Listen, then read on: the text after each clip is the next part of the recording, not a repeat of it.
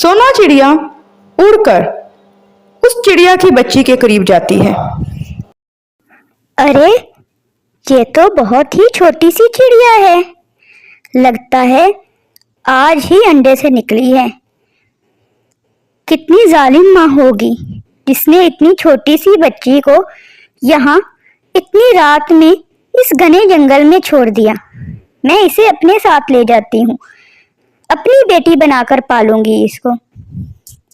सोना चिड़िया रिया चिड़िया की बेटी को भी अपने साथ अपने घर ले जाती है और अपने बेटे की तरह ही प्यार से पालती है। इसी तरीके से कुछ दिन गुजर जाते हैं। कुछ दिनों बाद रिया चिड़िया का शौहर उसे उसके मायके से लेने आता है।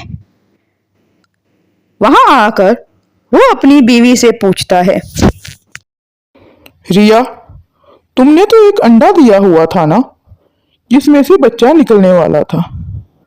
वो अंडा कहाँ है? मेरा बच्चा कहाँ है? अब तक तो उस अंडे से बच्चा निकल आया होगा।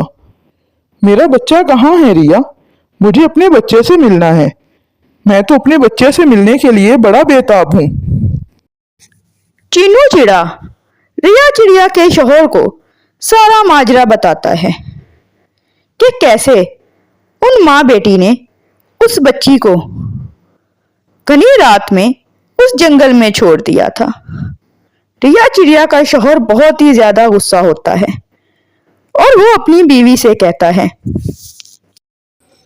क्या तुमने मुझे अपनी माँ जैसा समझा था या अपने भाई जैसा समझा था कि अब बेटी होने पर तुम्हें घर से निकाल देंगे? मैं बिल्कुल भी ऐसा नहीं हूं। मैं तुम्हारी माँ और भाई से बिल्कुल अलग हूं। मैं इन जैसी घटिया सोच नहीं रखता।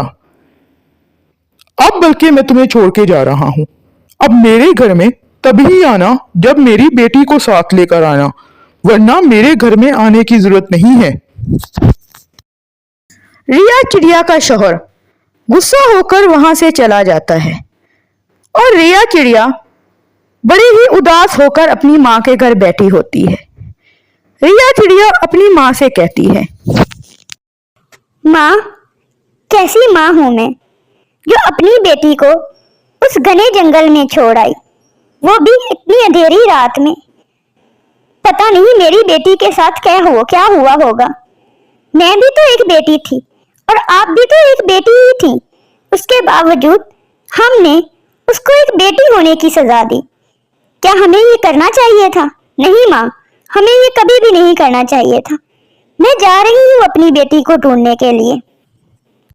रिया चिड़िया वहां से उड़ जाती है।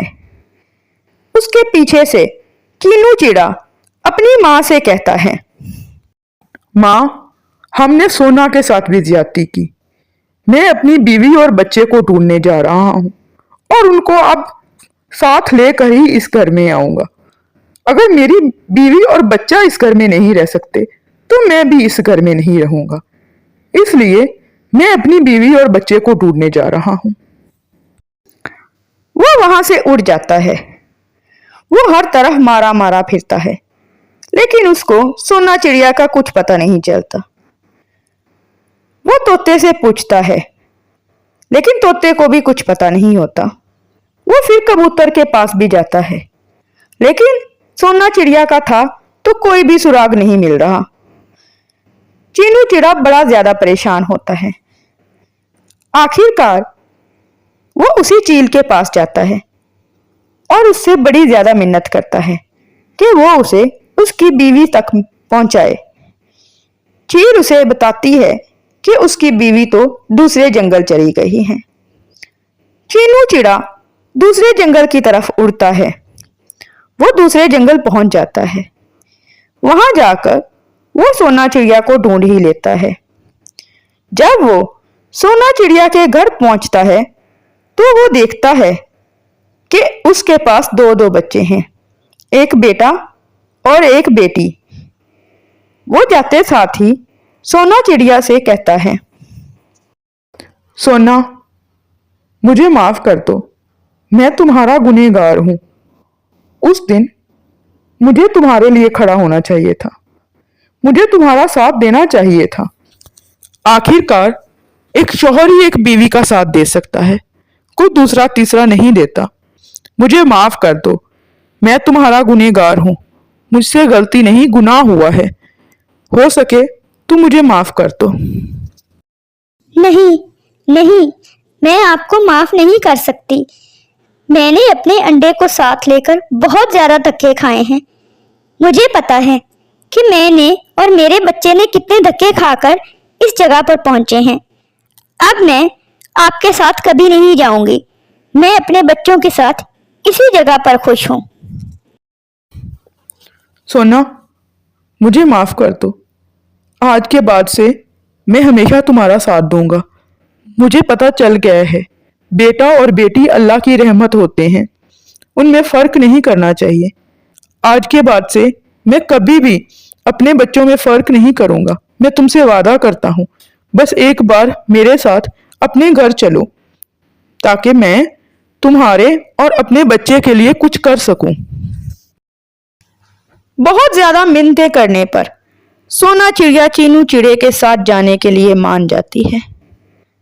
चीनू चिड़ा सोना चिड़िया से पूछता है, सोना, हमारा तो एक ही अंडा था।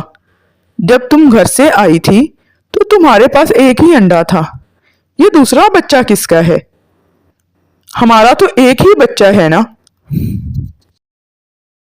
हाँ चीनू जी, ये बेटा हमारा है और ये बेटी कुछ दिन पहले एक घने जंगल में रात में ये रो रही थी। मैं इसकी आवाज सुनकर गई और इसको अपने साथ घर ले आई। तब से मैं इसे अपनी ही बेटी बनाकर पाल रही हूँ। सोना, माँ और रिया भी कुछ दिन पहले रिया की बेटी को एक घने जंगल में एक गहरी रात में छोड़ गए थे। मुझे लगता है ये रिया की ही बेटी है। रिया के शौहर ने तो उसे साथ ले जाने से भी इनकार कर दिया है कि जब तक वो अपनी बेटी को नहीं साथ लेकर जाएगी वो उसे अपने साथ नहीं ले जाएगा। चलो हम रिया को बताते हैं और उसके शौहर को भी बताते हैं।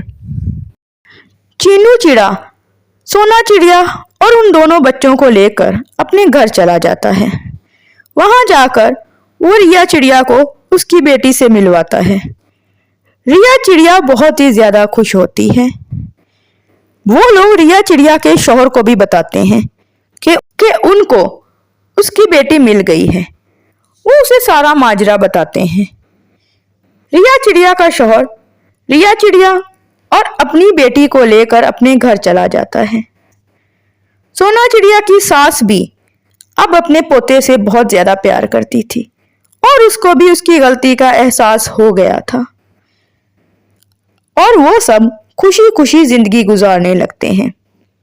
प्यारे दोस्तों, इस कहानी से हमें यह सबक मिलता है कि बेटी और बेटे में फर्क नहीं करना चाहिए।